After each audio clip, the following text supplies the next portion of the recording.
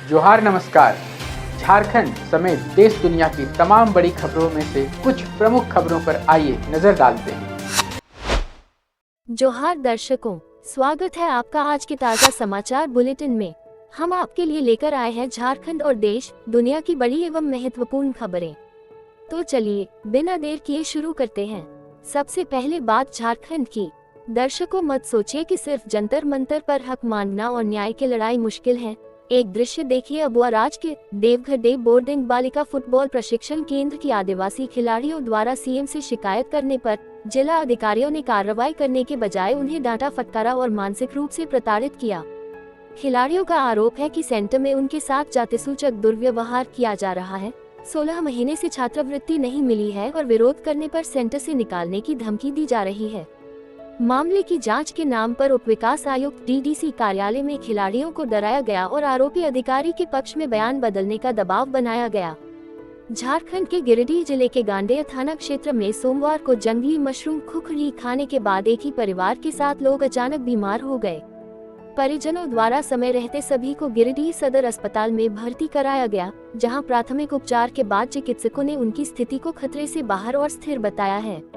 इस घटना के बाद डॉक्टरों और विशेषज्ञों ने लोगों से अपील की है कि वे बरसात के मौसम में बिना पहचान किए या असुरक्षित स्रोतों से मिली जंगली खुखरी का सेवन न करें। पलामू के प्रतिष्ठित जिला school CM school of excellence में मेधावी छात्रों को दरकिनार कर प्रवेश परीक्षा में फेल हुए बच्चों से मोटी रकम लेकर बैकडोर से नामांकन कराने का बड़ा घोटाला सामने आया है। इस अवैध दाखिला सिंडिकेट की पोल एक व्हाट्सएप लिस्ट से खुली है, जिसके जरिए शिक्षा विभाग के रसूखदारों और पूर्व डीईओ द्वारा भेजी गई सूची के आधार पर सीटों की खुली बोली लगाई गई। इसके अतिरिक्त विद्यालय का शैक्षणिक वातावरण भी दूषित हुआ है, जहां एक शिक्षक के दुर्व्यवहार से तंग आकर 11वीं की छात्रा द्वारा पढ़ाई छोड़ने के मामले की जांच अब प्रशिक्षु आईएएस कर रहे हैं। भाजपा के प्रदेश मुख्य प्रवक्ता प्रतुल शाहदेव ने हेमंत सोरेन सरकार पर तानाशाही का आरोप लगाते हुए कहा है कि जामताड़ा पुलिस स्थानीय मंत्री इरफान अंसारी के इशारे पर काम कर रही है।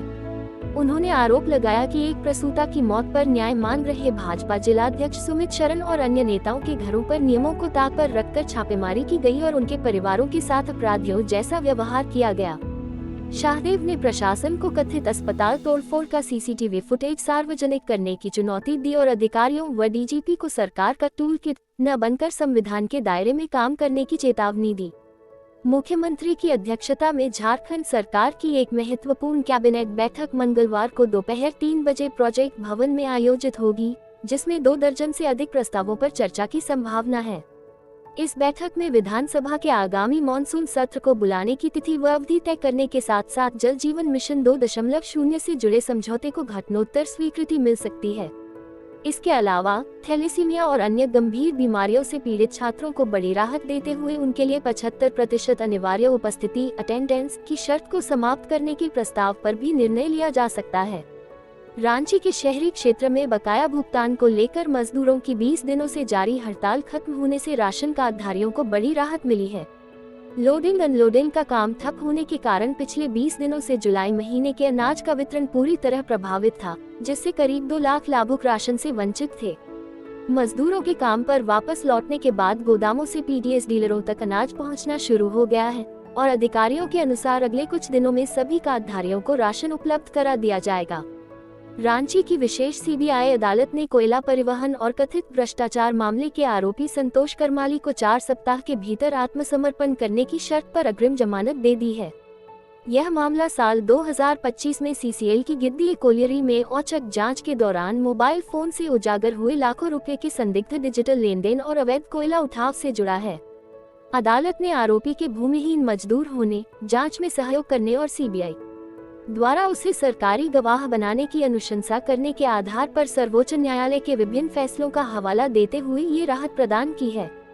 झारखंड सरकार ने सरकारी विभागों में लिपिकों और कंप्यूटर ऑपरेटरों के लिए नई स्थानांतरण और प्रोन्नति नीति लागू की है, जिसके तहत अब एक ही स्थान पर 3 साल से अधिक की तैनाती पर रोक लगाते हुए हर 3 साल में तबादला अनिवार्य कर दिया गया है। कर्मचारियों के प्रमोशन पर विचार करने के लिए एक 5 सदस्यीय समिति का गठन किया जाएगा, जो मेधा सूची मेरिट लिस्ट के आधार पर सीधी भर्ती से आने वाले कर्मियों को अनुकंपा पर नियुक्त कर्मियों से सीनियर मानते हुए वरीयता के आधार पर सिफारिश करेगी। इसके अलावा नवनियुक्त कर्मचारियों के लिए 2 वर्षों का प्रोबेशन पीरियड और 3 महीने की अनिवार्य ट्रेनिंग पूरी करने की शर्त भी लागू की गई है, जिसके बाद ही उनकी सेवा की पुष्टि होगी। डूरन कप के सफल आयोजन को लेकर रांची नगर निगम ने सोमवार को मोरहाबादी मैदान के उत्तरी हिस्से में बड़ा अतिक्रमण हटाओ अभियान चलाया। अपर नगर आयुक्त संजय कुमार की मौजूदगी में मुख्य मार्ग से सटी सरकारी भूमि से 6 अस्थायी संरचनाओं, अवैध होर्डिंग, बैरिकेडिंग और एक प्ले स्कूल के अवैध कब्जे को हटाया गया। इस अतिक्रमण मुक्त कराई गई जमीन को साफ सुथरा कर डूरन कप के दौरान आने वाले दर्शकों के लिए अस्थायी पार्किंग स्थल के रूप में विकसित किया जाएगा। सिमडेगा के एसपी श्रीकांत एस खोटरे ने वीआईपी सुरक्षा व्यवस्था को सुदृढ़ बनाने के लिए निर्देश जारी किया है कि न्यायिक, प्रशासनिक और पुलिस अधिकारियों की सुरक्षा में तैनात अंगरक्षक अब वाहन नहीं चलाएंगे। एसपी के अनुसार सुरक्षा ड्यूटी छोड़कर चालक की भूमिका निभाने से अधिकारियों की सुरक्षा प्रभावित होती है, इसलिए अंगरक्षकों को केवल अपने मूल दायित्वों का ही निर्वहन करना होगा। भविष्य में इस आदेश का उल्लंघन करने वाले पुलिसकर्मियों पर नियमों के तहत कड़ी विभागीय और अनुशासनात्मक कार्रवाई की जाएगी तथा किसी भी दुर्घटना की स्थिति में उनकी व्यक्तिगत जवाबदेही होगी। Chandrapura thermal power plant CTPS में मृत और चिकित्सकीय रूप से अनफिट कर्मचारियों के आश्रितों को नियोजन देने की मांग को लेकर विभिन्न श्रमिक संगठनों ने सोमवार को मुख्य प्रवेश द्वार जाम कर उग्र प्रदर्शन किया। इस गेट जाम के कारण प्लांट की सामान्य गतिविधियां प्रभावित हुई और पहली व जनरल शिफ्ट के अधिकारी एवं कर्मचारी समय पर परिसर के भीतर प्रवेश नहीं कर सके। आंदोलनकारियों का आरोप है कि प्रभावित परिवार लंबे समय से आर्थिक संकट झेल रहे हैं और उन्होंने स्पष्ट किया है कि प्रबंधन से कोई ठोस आश्वासन या समाधान मिलने तक ये विरोध प्रदर्शन जारी रहेगा। झारखंड के गिरिडीह जिले के गांडेय प्रखंड में रविवार रात हुई हल्की बारिश के कारण बुद्धूडीह और जोरासिमर के बीच बनी अस्थायी पुलिया बह गई, जिससे आधा दर्जन गांवों का संपर्क मुख्यालय से पूरी तरह कट गया है।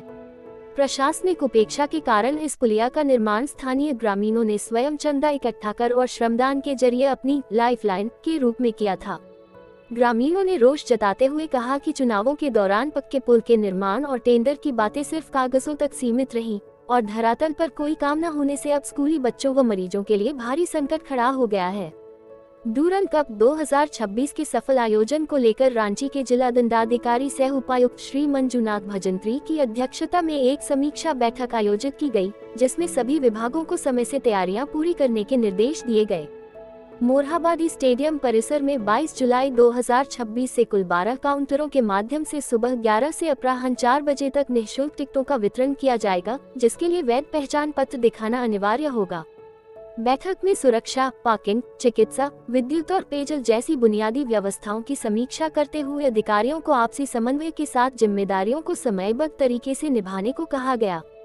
झारखंड में 15.40 करोड़ रुपए के महाघोटाले के मास्टरमाइंड अर्घ्य सेन गुप्ता उर्फ अर्नब गांगुली द्वारा फर्जी हस्ताक्षर से बैंक प्रबंधकों, ऊर्जा व पर्यटन विभाग के अधिकारियों के साथ मिलकर अवैध निकासी करने का खुलासा सीआईडी की चार्जशीट में हुआ है। आरोपियों ने कैनरा बैंक में पर्यटन विभाग और ऊर्जा निगम के मास्टर ट्रस्ट के नाम पर फर्जी खाते खोलकर भारी रकम ट्रांसफर की, जिसे हवाला कारोबारियों के जरिए निकालकर आपस में बांट लिया गया। घोटाले की इस रकम से मुख्य आरोपी ने 2 करोड़ के सोने के जेवरात, महंगी घड़ियां, लग्जरी गाड़ियां खरीदी और मालदीव में हनीमून मनाने सहित ऐशो आराम पर लाखों रुपए खर्च किए, जिसे सीआईडी ने पंजाब के मोहाली से गिरफ्तार किया था। Jharkhand academy council JAC inter arts की स्टेट टॉपर छोटी कुमारी की आर्थिक तंगी के कारण पढ़ाई रुकने की खबर पर संज्ञान लेते हुए मुख्यमंत्री हेमंत सोरेन ने अधिकारियों को हर संभव सरकारी सहायता देने का निर्देश दिया है। सालाना हॉस्टल फीस न होने के कारण पढ़ाई के संकट से जूझ रही कसमार निवासी इस होनहार छात्रा की मदद के लिए डुमरी विधायक जयराम महतो ने 16,000 रुपए का चेक सौंपकर आगे का खर्च उठाने का भरोसा दिया। इसके अतिरिक्त अजीम प्रेमजी फाउंडेशन ने छोटी को वार्षिक छात्रवृत्ति देने और उच्च शिक्षा का पूरा खर्च उठाने का विकल्प दिया है, जबकि देश विदेश के कई अन्य लोगों ने भी सीधे उसके बैंक खाते में आर्थिक सहायता भेजी है। मुख्यमंत्री हेमंत सोरेन ने रविवार को सभी जिला उपायुक्तों, डीसी को निर्देश देते हुए कहा कि राज्य का कोई भी पात्र नागरिक जानकारी के अभाव में मतदाता सूची में नाम दर्ज कराने या संशोधन कराने से वंचित न रहे। इसके लिए उन्होंने प्रशासन को मिशन मोड में काम करने और गणना फॉर्म भरने की सही जानकारी राज्य के अंतिम व्यक्ति तक पहुंचाने के लिए व्यापक जन जागरूकता अभियान चलाने पर जोर दिया। सीए ने जमीनी स्तर पर कार्य कर रहे बीएलओ को नियमित प्रशिक्षण देने के साथ साथ बुजुर्गों, दिव्यांगजनों, दूरस्थ क्षेत्रों के निवासियों और प्रवासी नागरिकों के लिए विशेष व संवेदनशील व्यवस्था सुनिश्चित करने का निर्देश दिया है। अब बात मानसून और बारिश के। झारखंड में खरीफ सीजन 2026 की शुरुआत में ही सामान्य से 38% कम बारिश दर्ज की गई है, जिससे राज्य में धान की बुआई और रोपनी पर सूखा का गंभीर खतरा मंडरा रहा है। कम वर्षा के कारण राज्य में तय लक्ष्य के मुकाबले अब तक केवल 18.06% क्षेत्र में ही फसल लग सकी है, जबकि धान की रोपनी सामान्य की तुलना में महज 13.7% ही पहुंच पाई है। इस मानसून में सबसे चिंताजनक हालात पलामू और उत्तरी छोटा नागपुर प्रमंडल के हैं, जहां चतरा और गढ़वा जैसे कई जिलों में वर्षा का घाटा 50 से 71% तक पहुंच गया है। कृषि विशेषज्ञों ने विपरीत परिस्थितियों को देखते हुए किसानों को मिट्टी में पर्याप्त नमी आने तक जल्दबाजी न करने तथा कम अवधि वाली धान की किस्मों व वैकल्पिक खरीफ फसलों को अपनाने की सलाह दी है। अब देखिए राष्ट्रीय एवं अंतर्राष्ट्रीय सुर्खियां। संसद के मानसून सत्र के पहले दिन दिल्ली में सीजेपी के संसद चलो मार्च के दौरान जंतर मंतर और संसद मार्ग पर जबरदस्त हंगामा और तनाव देखने को मिला। प्रदर्शनकारियों द्वारा बैरिकेड पार करने की कोशिश के बाद पुलिस ने लाठीचार्ज किया और आंसू गैस के गोले छोड़कर भीड़ को तितर-बितर किया, जिसमें कई लोग घायल हुए। इस कार्रवाई के दौरान प्रमुख नेता अभिजीत दीप के सहित कई समर्थकों को हिरासत में लिया गया। एहतियातन 5 मेट्रो स्टेशन बंद किए गए और इस घटना की गूंज संसद के भीतर भी सुनाई दी। संसद के मानसून सत्र के पहले दिन दिल्ली में सीजेपी के संसद चलो मार्च के दौरान प्रदर्शनकारियों और पुलिस के बीच तीखी झड़प हुई, जिसके बाद पुलिस ने लाठीचार्ज और आंसू गैस का इस्तेमाल कर भीड़ को तितर-बितर किया। इस सुरक्षा तनाव के कारण 5 मेट्रो स्टेशनों को बंद करना पड़ा और सीजेपी नेता अभिजीत दीप के सहित कई समर्थकों को हिरासत में लिया गया, जिसकी गूंज संसद के भीतर भी सुनाई दी। दिल्ली के जंतर मंतर पर सोनम वांगचुक के साथ 23 दिनों से भूख हड़ताल पर बैठे आइसा के 3 छात्र नेताओं ने शबाना आजमी और प्रकाश राज जैसी प्रमुख हस्तियों की मौजूदगी में अपना अनशन तोड़ा है। दूसरी ओर अस्पताल में भर्ती एक्टिविस्ट सोनम वांगचुक ने अपनी मांगों पर ठोस आश्वासन मिलने तक अनशन जारी रखने का संकल्प लिया है और अस्पताल प्रशासन से छुट्टी मांगी है। कांग्रेस सांसद राहुल गांधी ने दिल्ली में प्रदर्शन कर रहे छात्रों पर पुलिस कार्रवाई की कड़ी निंदा करते हुए प्रधानमंत्री नरेंद्र मोदी को भारतीय इतिहास का सबसे युवा विरोधी प्रधानमंत्री बताया है। उन्होंने आरोप लगाया कि सरकार युवाओं की जायज मांगों को सुनने के बजाय उनके खिलाफ बल प्रयोग कर रही है और शिक्षा व्यवस्था को निष्पक्ष बनाने के सवाल उठाने वाले छात्रों को हिरासत में लिया जा रहा है। राहुल गांधी ने दावा किया कि देश में 152 पेपर लीक की घटनाओं से 7.5 करोड़ छात्र प्रभावित हुए हैं, लेकिन दोषियों को सजा देने के बजाय मेहनती युवाओं को प्रताड़ित किया जा रहा है। प्रियंका गांधी ने भी कड़े शब्दों में इस घटना की निंदा की। कार, बाइक के बाद एथेनॉल अब रसोई में, जानिए सरकार क्या बना रही योजना। केंद्र सरकार एलपीजी पर निर्भरता कम करने और ऊर्जा सुरक्षा बढ़ाने के लिए एथेनॉल को एक वैकल्पिक घरेलू कुकिंग फ्यूल के रूप में इस्तेमाल करने की नीति पर काम कर रही है। इस योजना के तहत भविष्य में एथेनॉल रिफिल सेंटर या एथेनॉल एटीएम विकसित करने और एथेनॉल से चलने वाले सुरक्षित स्टोव तैयार करने पर विचार किया जा रहा है। हालांकि सरकार ने एलपीजी बंद करने की कोई घोषणा नहीं की है और इस पर्यावरण अनुकूल विकल्प को पूरी तरह लागू करने से पहले एथेनॉल की उपलब्धता व सुरक्षा मानकों जैसी चुनौतियों से निपटना होगा। अमेरिका ने सोमवार तड़के ईरान के उत्तर पश्चिमी शहर तबरीज सहित कई ठिकानों पर लगातार 9वीं रात हवाई हमले किए, जिसके बाद ईरान ने चाबहार में हुए धमाकों के मद्देनजर कोनारक इलाके में अपना एयर डिफेंस सिस्टम सक्रिय कर दिया है। अमेरिकी सेना की सेंट्रल कमांड CENTCOM के अनुसार ये हमले व्यापारिक जहाजों पर होने वाले हमलों को रोकने और ईरान की सैन्य क्षमताओं को कमजोर करने के लिए किए जा रहे हैं। दूसरी ओर इराक में ड्रोन नष्ट करने के दौरान एक और अमेरिकी सैनिक की मौत के बाद ईरान द्वारा जॉर्डन की ओर मिसाइलें दागने से इस संघर्ष के अन्य देशों और इजराइल तक फैलने का खतरा बढ़ गया है। पनामा के विदेश मंत्री जेवियर एडुआर्डो मार्टिनेज वास्केज ने स्ट्रेट ऑफ होर्मुज में बढ़ते तनाव पर गहरी चिंता जताते हुए इसे वैश्विक ऊर्जा आपूर्ति, तेल की कीमतों और अंतर्राष्ट्रीय व्यापार के लिए एक गंभीर खतरा बताया है। उन्होंने होर्मुज क्षेत्र में फंसे भारतीय नाविकों की सुरक्षा को मानवीय और वैश्विक समुद्री सुरक्षा का एक महत्वपूर्ण विषय बताते हुए इस पर भारत सरकार के साथ प्रमुखता से चर्चा की। विदेश मंत्री ने अंतर्राष्ट्रीय समुद्री कानून के सम्मान और नौवहन की स्वतंत्रता की अपील करते हुए पनामा नहर की तटस्थता से जुड़े समझौते में भारत की भागीदारी की उम्मीद जताई और कहा कि इस मुद्दे पर विदेश मंत्री एस जयशंकर के साथ सकारात्मक बातचीत जारी है। ब्रिटेन की समुद्री व्यापार एजेंसी UKMTO के अनुसार होर्मुज जल्द मरुमध्य में ओमान के कुमजार से करीब 15 किलोमीटर दूर एक वाणिज्यिक पोत पर मिसाइल हमला हुआ, जिससे उसमें भीषण आग लग गई। हमले के तुरंत बाद चालक दल क्रू के सदस्यों को एक टग बोट की मदद से सुरक्षित बाहर निकाल लिया गया, जबकि जलता हुआ लावारिस पोत फिलहाल समुद्र में बह रहा है। इस बीच अमेरिका ने अपने एक और सैनिक की मौत की पुष्टि के बाद ईरान के तब्रेज शहर पर हवाई हमले किए, जिसके जवाब में ईरान ने अमेरिकी नौसेना के 5वें बेड़े वाले बहरीन और कुवैत को निशाना बनाया है।